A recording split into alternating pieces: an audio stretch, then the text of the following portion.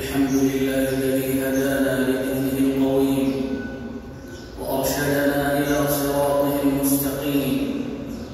أحمده حمد معترف بالتقصير فيما يلزمه من شكر عباده، وأسأله التوفيق للعمل بما يقرب إلى مرضاته، وأشهد أن لا إله إلا الله شهادة تبلغ معتقدها ما أمله، ويختم الله لقائلها بالسعادة عملا.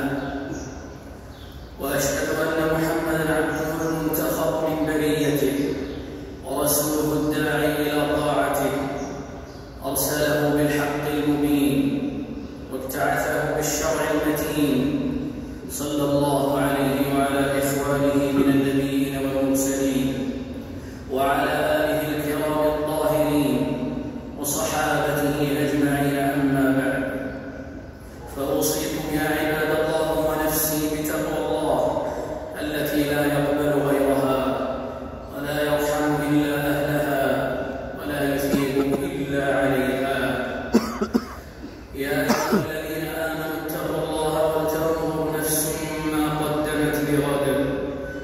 واتقوا الله إن الله خبير بما تعملون. أيها المسلمون، الوحي هو كرامة الله لهذه الأمة، وهو عزها ومجدها الذي سمت به على جميع الأمم إلى آخر الدهر. قال جل ثناؤه مثبتا نبيه وممتنا عليه وعلى أمته: فاستمسك بالذي أوحي إليك إنك على صراط مستقيم وإنه لذكر لك ولقومك. والوحي هو النور الذي أنزله الله على رسوله كما قال سبحانه: فآمنوا بالله ورسوله والنور الذي أنزلنا، وهو حكمه وشره وبشارته ونذارته كما قال عز سلطانه: وأوحي إلي هذا القرآن لأنذركم به ومن بلغ. هو محكم الآيات البينات وصحيح السنن الواضحات، وهو الصلة بين الأرض والسماوات، فيه الغناء والشفاء، وفي اتباعه الرشاد والهدى، ومن تنكب عنه ضل وغوى. فقد قال تقدست أسماؤه لنبيه: قل إن ضللت فإنما أضل على نفسي وإن اهتديت فبما يوحي إلي ربي. بالوحي يا عباد الله حياة القلوب والأرواح، وبه تحيا مصالح الدين والدنيا، وهو النور الذي يهدي به الله من يشاء من عباده. قال جل جلاله: وكذلك أوحينا إليك روحا من أمرنا ما كنت تدري ما الكتاب ولا الإيمان ولكن جعلناه نورا نهدي به من نشاء من عبادنا. ولقد امتن الله بوحيه على عبده ورسوله خاتم النبيين وقائد المرسلين، فكان معجزته التي فاقت كل معجزة لرسول كريم قبله، كما دل على ذلك قوله صلى الله عليه وسلم: ما من الأنبياء نبي إلا أعطي ما مثله آمن عليه البشر، وإنما كان الذي أوتيته وحيا أوحاه الله إليه، فأرجو أن أكون أكثرهم تابعا يوم القيامة. ولقد كان جبريل عليه السلام أمين الوحي من رب العالمين، ينزل على رسول الله صلى الله عليه وسلم بالآية وبالآيات، وينزل عليه بالسورة، كما قال سبحانه: نزل به الروح الأمين على قلبك لتكون من المنذرين. وكان ينزل بالسنة على رسول الله صلى الله عليه وسلم، كما قال عز سلطانه: وأنزل الله عليك الكتاب والحكمة. قال التابعي الجليل حسان بن عطية: كان جبريل ينزل على رسول الله صلى الله عليه وسلم بالسنة كما ينزل عليه بالقرآن يعلمه إياه. وصح عنه عليه الصلاة والسلام أنه قال: ألا إني أوتيت القرآن ومثله معه. قال ابن القيم: وهذا هو السنة بلا شك. وكان نزول الوحي على رسول الله صلى الله عليه وسلم مفرقا وموزعا على سني بعثته المباركة 23 بحسب الوقائع والأحداث والدواعي. وكان على ثقله أكبر تشريف لرسول الله صلى الله عليه وسلم، وكان له مثبتا ومؤنسا، حتى ألفه عليه الصلاة والسلام، فكان عظيم الشوق إليه وإلى الروح الأمين جبرائيل عليه الصلاة والسلام. قال ابن عباس رضي الله عنهما: قال رسول الله صلى الله عليه وسلم لجبريل: ما يمنعك أن تزورنا أكثر مما تزورنا؟ قال: فنزلت: وما نتنزل إلا بأمر ربك، له ما بين أيدينا وما خلفنا وما بين ذلك، وما كان ربك نسيا. وآلف تنزل الوحي الصحابة رجالا ونساء، فكانوا ينتظرونه بلهفة واشتياق، فلا غرو أن كان حزنهم بوفاة رسول الله مضاعفا، لفقدهم من كان أحب إليه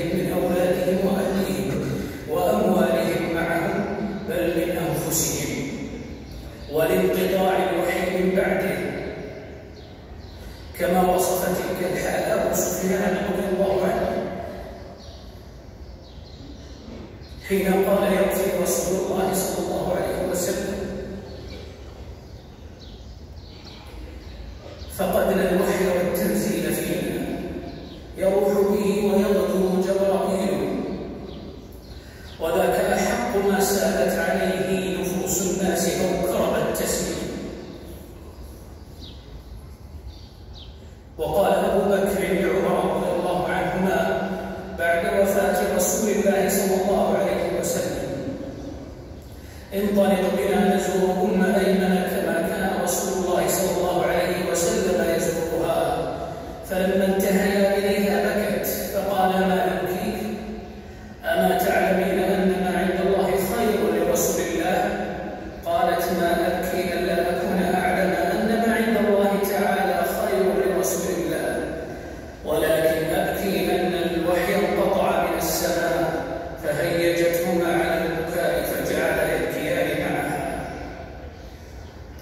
ولما كان الوحي بهذه المنزلة شرفا وحكما، وكان إما قرآنا متلوا متعبدا بتلاوته، وهو كلام الله المنزل على نبيه تبيانا لكل شيء وهدى ورحمة وبشرى للمسلمين، أو سنة نبوية تفسر القرآن وتبين مجمله وتعبر عنه وتدل عليه وتستقل بأحكام تدخل في عموم أمر الله في كتابه بطاعة رسوله، وأنها من طاعته.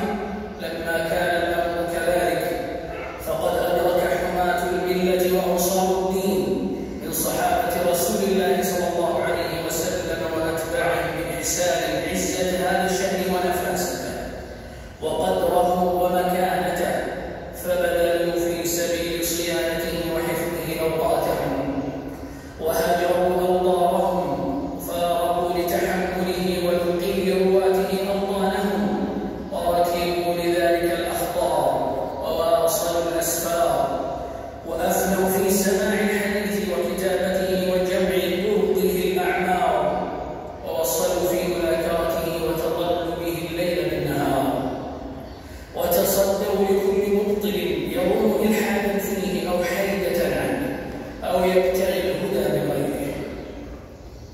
وها هي دواوين السنة المطهرة وعلومها وأخبار حملتها ونقادها وفرسانها تنبئ عن جهد عظيم أذعن له المخالف قبل الموافق، واستدل به على صحة هذا الدين الحاضر الباحث عن الحقائق.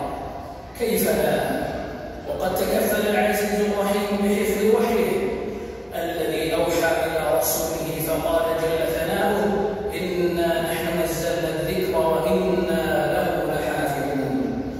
والذكر في هذه الآية اسم واقع على كل ما أنزل الله على نبيه من قرآن وسنة، فإن تلكم الآية الكريمة وإن نزلت بلفظها في القرآن إلا أنها تتناول السنة بمعناها، لأن السنة بيان القرآن، ولا يتم العمل بالقرآن إلا ببيان من السنة، فلازم من حفظ القرآن حفظ السنة.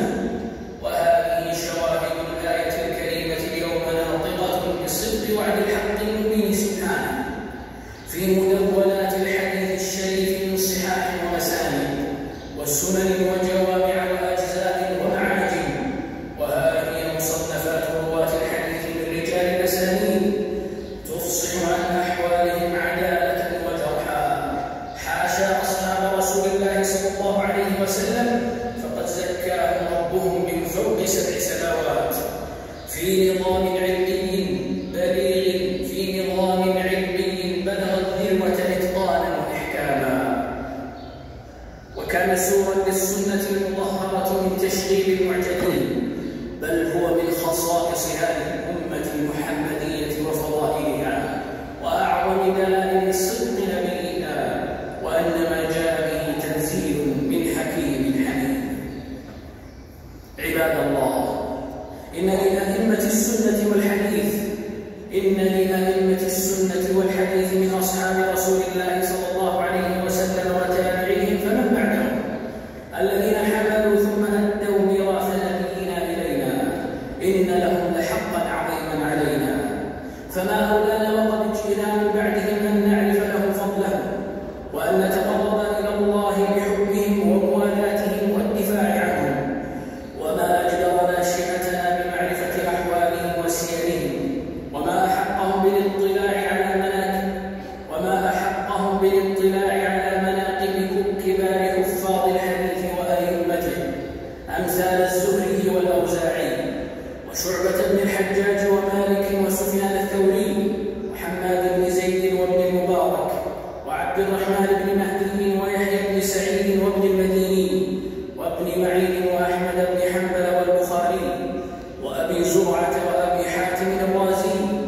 ومسلم وأبي داود والترمذي والنسائي وابن خزيمة والدارقطني مستحضرين جهادهم رحمهم الله في الذب عن سنة نبيهم، باذلين الوسع والجهد حفظا لما جاهدوا لحفظه وضبطه، حتى وصل إلينا نقيا عذبا مسلسلا، متفقهين فيه عاملين به على نور من هدي سلف هذه الأمة، إذ هذا طريق النجاة من العذاب الأليم والسعادة في دار النعيم المقيم.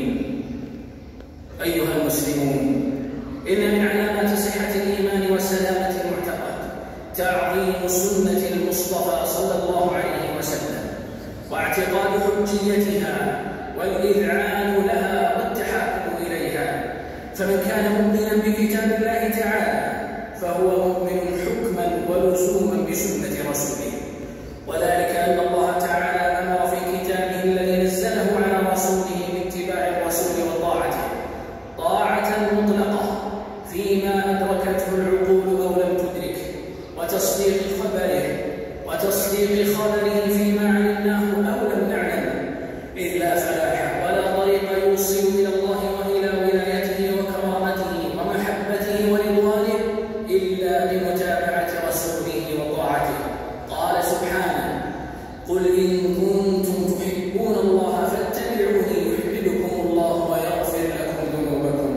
وقال جل شأنه: فالذين آمنوا به وعزروه ونصروه واتبعوا النور الذي أنزل معه أولئك هم المفلحون. ولقد عرف أئمة الإسلام قدر السنة النبوية فعظموا شأنها وحرضوا على اتباعها وحذروا من مربة مخالفتها أو تقديم الرأي عليها. فقال أمير المؤمنين علي بن أبي طالب رضي الله عنه: لو كان الدين بالرأي لكان مسح باطن الخف أولى بالمسح من أعلاه، وقد رأيت رسول الله صلى الله عليه وسلم يمسح على ظاهر خفيه. وقال الصحابي السابق الجليل عبد الله بن مسعود رضي الله عنه: اتبعوا ولا تتبعوا فقد كفيتم، عليكم بالأمر العتيق. وقال الإمام التابعي الجليل أبو الزناد عبد الله بن ذكوان القرشي المدني: إن السنن ووجوه الحق لتأتي كثيرا بخلاف الرأي، فلا يجد المسلمون بدا من اتباعها، فمن ذلك أن الحائض تقضي الصوم ولا تقضي الصلاة. وقال التابعي الجليل سيد العلماء في زمانه أيوب السختياني رحمه الله: إذا حدثت الرجل بالسنة فقال دعنا من هذا حسبنا كتاب الله فاعلم أنه ضال. وقال الإمام الشافعي: إذا وجدتم سنة لرسول الله صلى الله عليه وسلم فاتبعوها ولا تلتفتوا لأحد. وقال أيضا: أجمع المسلمون على أن من استبانت له سنة رسول الله صلى الله عليه وسلم فليس له أن يدعها لقول أحد من الناس. نفعني الله وإياكم بهذا الكتاب وبسنة نبيه صلى الله عليه وسلم. أقول قولي هذا أستغفر الله لي ولكم.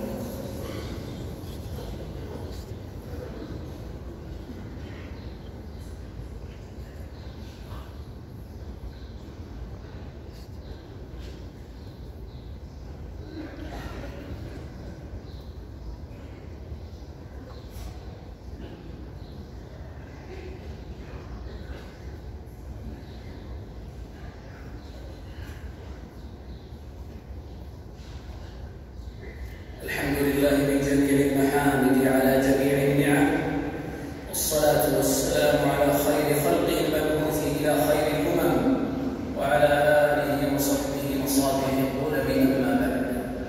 فيا عباد الله، الاعتصام بسنة رسول الله صلى الله عليه وسلم وآثاره والتمسك بها والعض عليها بالنواجذ هو الحق المبين، وبه صلاح الأمة، وهو سبيلها إلى الاجتماع والائتلاف، وهو حبل نجاتها من الفرقة والاختلاف.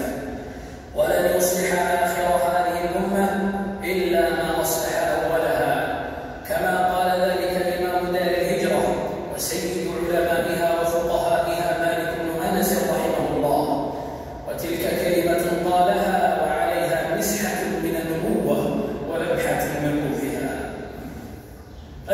المسلمون. إن من أعظم بركات اتباع الوحيين الشريفين وتعظيمهما والوقوف عند حدودهما سلامة معتقد المسلم في توحيد ربه وإخلاص الدين له وعصمته من التلبس بالبدع والمحدثات. ومن وطن نفسه على الاهتداء بنورهما فقد هدي إلى صراط مستقيم وتمسك بحبل متين فلا تعصف به رياح الشبهات والشكوك ولا تزيغ به الأهواء بإذن الله. وذلك هو الانقياد والتسليم لله ولرسوله الذي هو شرط صحة الإيمان المذكور في قوله سبحانه: فلا وربك لا يؤمنون حتى يحكموك فيما شجر بينهم ثم لا يجدوا في أنفسهم حرجا مما قضيت ويسلموا تسليما. قال التابعي الإمام الذي كان أحفظ هذه الأمة في زمانه وأوسعهم رواية أبو بكر محمد بن مسلم الزهري رحمه الله: من الله الرسالة ومن الرسول البلاغ وعلينا التسليم. وقال الخليفة الراشد عمر بن عبد العزيز رحمه الله: فعليك بلزوم السنة فإنها بإذن الله لك عصمة، واعلم أن من سن السنن قد علم ما في خلافها من الخطأ والزلل والتعمق والحمق، فإن السابقين عن علم وقفوا وببصر نافذ قد كفوا. عباد الله، من عظم الوحي أمرا ونهيا وخبرا فقد عظم الله تعالى، ومن عظم ربه فهو العارف به سبحانه، وذلك مطلوب الله من عباده، ولا يبلغ عبد ذلك حتى يتجرد من هوى نفسه ويخلص في الإنابة إلى ربه، فحين ذاك تشرق أنوار الوحي على قلبه، فما يكون أحد أطيب منه عيشا ولا أنعم منه روحا ولا أسكن منه نفسا. اللهم امن علينا بالتمسك بكتابك وبسنة نبيك، اللهم أحينا وتوفنا عليهما برحمتك، اللهم ثبتنا بالقول الثابت في الحياة الدنيا وفي الآخرة. فاطر السماوات والأرض، أنت ولينا في الدنيا والآخرة، توفنا مسلمين وألحقنا بالصالحين. يا أيها الناس، إن الله تعالى لم ينعم على أهل الأرض نعمة أعظم من إرسال محمد صلى الله عليه وسلم إليهم، فأديموا لذلك شكر ربكم وأدوا بعض حق نبيكم بكثرة الصلاة والسلام عليه تعظم وجوهكم. اللهم صل وسلم على عبدك ورسولك وأمينك على وحيك وخيرتك من خلقك وعلى آله الأبرار، وارض اللهم عن جميع صحب نبيك الذين اخترتهم لصحبته وإقامة دينه وحفظ سنته، وعن التابعين وتابعيهم بإحسان إلى يوم الدين. اللهم أعز الإسلام والمسلمين وأذل الشرك والمشركين ودمر أعداءك أعداء الدين وانصر عبادك المؤمنين يا قوي يا عزيز. اللهم آمنا في بلادنا ودورنا وأصلح اللهم أئمتنا وولاة أمورنا. اللهم وفق ولي أمرنا عبدك خادم الحرمين الشريفين لما تحب وترضى. اللهم أصلح له بطانته يا ذا الجلال والإكرام. اللهم أعنه وولي عهده لما فيه صلاح أمر الإسلام والمسلمين. اللهم كن لعبادك المستضعفين في فلسطين معينا وظهيرا ومؤيدا ونصيرا. اللهم إنهم مغلوبون فانتصر لهم، اللهم إنهم مغلوبون فانتصر لهم. اللهم أمن خائفهم وأطعم جائعهم واشف صدورهم من عدوك وعدوهم. اللهم انصرهم على الصهاينة المعتدين الغاصبين يا قوي يا عزيز. اللهم وأصلح أحوال المسلمين في